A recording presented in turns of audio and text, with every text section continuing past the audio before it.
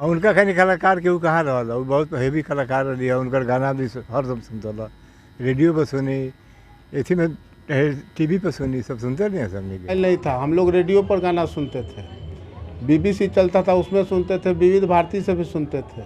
अगर कोई फिल्म आती थी, जैसे उस वक्त की फिल्म थी लता की सत्यम शिवम सुंदरम, तो वो लोग हम लोग देखने जाते थे, पूरे दोस्तों के साथ जाते थे। फर्स्ट फिल्म देखते थे हम लोग। और सिनेमा हॉल में दर्शक लोग जाते थे तो ज़्यादा करके फिल्म को हम इनका गाना ही सुनने जाते थे। और उनका प्रोग्राम जो लाइट्स हॉल में हुआ था, अल्बर्ट लाइट हॉल में, वो भी हम देखे थे। उनका कैसेट भी रखे हुए हैं, आज भी रखे हुए हैं। कोई भारत में हमारे हिसाब से पैदा नहीं हुई ना होगी, उनकी कमी कभी पूरी नहीं हो सकती है। आने वाले किसी तरह 100 साल भी देखा जाए तो कभी पूरी नहीं होगी, ना कोई पूरा कर सकता है। और उनके स्वर का तो कोई जवाब नहीं है। लगता है कि उसमें उनके स्वर में सरस्वती बैठी हुई है। सबसे बड़ी बात थी कि फिल्म के पर्दे पर जो कलाकार अपनी कला प्रस्तुत करते थे और जैसा उनका चाल ढाल था उसी के में वो मैच कर जाती थी। जी अपने आप में एक अद्भुत चीज़ थी। उनके नहीं रहने से पूरे भारत में दुख की लहर दौड़ गई है। वैसा गाना गाने वाला उनके आवाज़ में सुरैया जो पुराने ज़माने में थी, उनके बाद इन्हीं का नाम याद किया जाता है। और सिनेमा हॉल में दर्शक लोग जाते थे तो ज़्यादा करके फिल्म को हम इनका गाना ही सुनने जाते थे। इनका गाना एक पिक्चर हम राम तेरी गंगा मैली में सुन साहिबा सुन, जो हमारे दिल को बहुत करीब से, ऐसे अनेकों हम इनका गाना सुने हैं। ऐसा शौर गाना वाला बच्चा भी की आवाज़ में भी गाती थी, तो जितना भी तारीफ़ किया जाए वो कम ही है। ये भारत के लिए बड़ी बड़ी दुख की बात है कि हमारे बीच नहीं रही।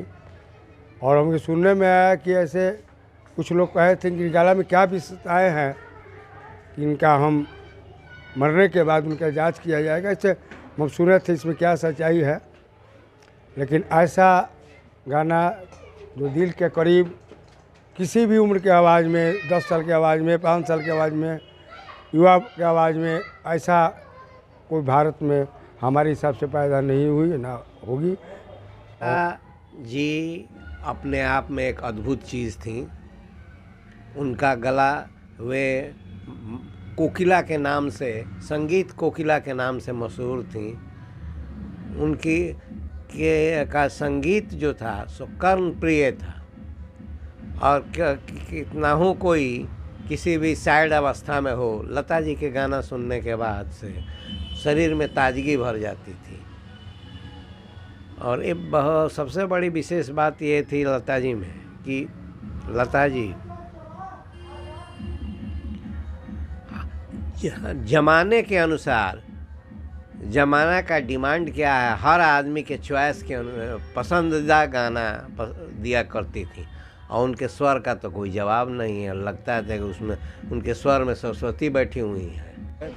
कि हमारे यहाँ और हम लोगों के बीच में लता मंगेशकर जी, जिसको दीदी के नाम से हम लोग जानते हैं, भारत का बहुत मान सम्मान दिया। विश्व में भी उनका नाम जो है, उनके गाना को जो ये किया गया, प्रचार प्रसार हुआ।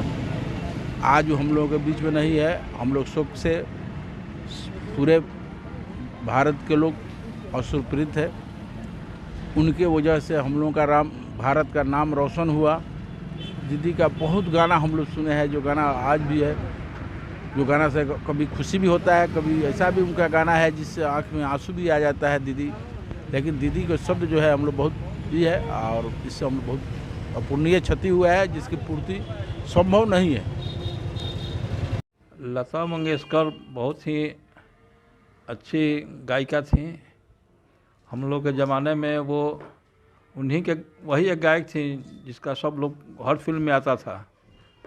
आज बहुत से कलाकार हो गए हैं, लेकिन उनके मुकाबला कोई आज तक कोई गायक नहीं हुआ।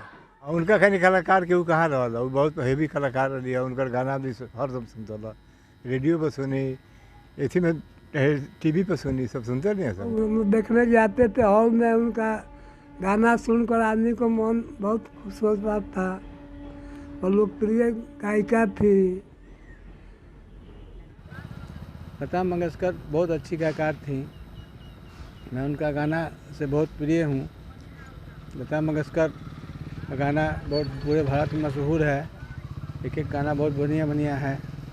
तो उनके ज़माने में से लेके आज तक उतना बढ़िया कोई गाना गाने वाला नहीं मिला, न उस गले का जोर लगा। उनकी कमी कभी पूरी नहीं हो सकती है। आने वाले किसी तरह 100 साल भी देखा जाए तो कभी पूरी नहीं होगी, ना कोई पूरा कर सकता है। उनका जो गाना था कुछ, जो अभी भी मेरे कंप्यूटर में बज रहा है, अभी भी बजा भी रहे हैं हम। और उनका प्रोग्राम जो लॉर्ड्स हॉल में हुआ था, अल्बर्ट लॉर्ड हॉल में, वो भी हम देखे थे। उनका कैसेट भी रखे हुए हैं, आज भी रखे हुए हैं, जो कि कैसेट में था, रील वाले में।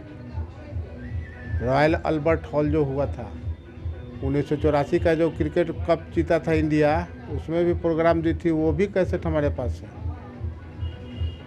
मोबाइल नहीं था, हम लोग रेडियो पर गाना सुनते थे। बीबीसी चलता था, उसमें सुनते थे, विविध भारती से भी सुनते थे। अगर कोई फिल्म आती थी, जैसे उस वक्त की फिल्म थी लता की सत्यम शिवम सुंदरम, तो वो लोग हम लोग देखने जाते थे, पूरे दोस्तों के साथ जाते थे। फर्स्ट फिल्म देखते थे हम लोग। लता मंगेशकर का गाना हम इतना अपने कंप्यूटर में रखे थे कि 10-12 रोज तक बिना बंद किए हुए कंप्यूटर अगर छोड़ दिया जाए तो कंटिन्यू बजता रहेगा इतना। और लता जी एक ऐसी यादगार थी जो भारत ही नहीं पूरे विश्व उनको सुनता था। और हम लोग अपने ज़माने में लता जी की आवाज़ फिल्म में है कि नहीं, उनको देख कर ही पर्दे पर हम लोग देखने जाते थे फिल्म। आज उनको आंखें नम कर गई हैं और बहुत बहुत याद आ रही हैं। उन्होंने जितने भी गीतें गाई वो सब एक से बढ़ के एक था, किसी को अच्छा या बुरा नहीं कहा जा सकता।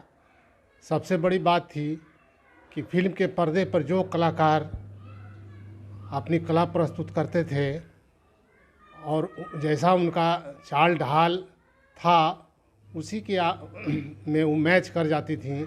लगता था कि वही गा रहे हैं अपने मुंह से, ज़रा सा भी ये नहीं लगता था कि बैकग्राउंड से गाना चल रहा है। ऐसी आवाज़ शायद ही अब जाके इस पृथ्वी पर पैदा हो।